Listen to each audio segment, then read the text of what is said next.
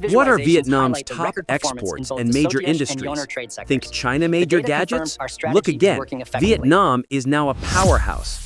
Its top exports are led by electronics, smartphones, computers, and components assembled for global brands in hubs like Bac Ninh, Thanh Nguyen, and Haiphong.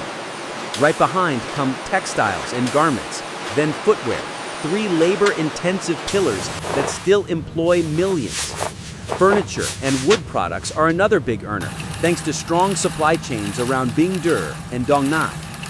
On the food side, Vietnam ships coffee, a global leader in robusta, rice, cashews, pepper, and seafood like shrimp and pangasius. You'll also see machinery, electrical equipment, and growing auto parts in the mix. What drives the economy?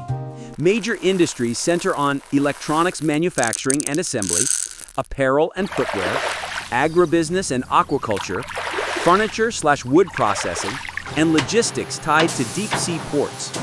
Tourism and IT services add momentum, while semiconductor packaging and renewable energy supply chains are emerging.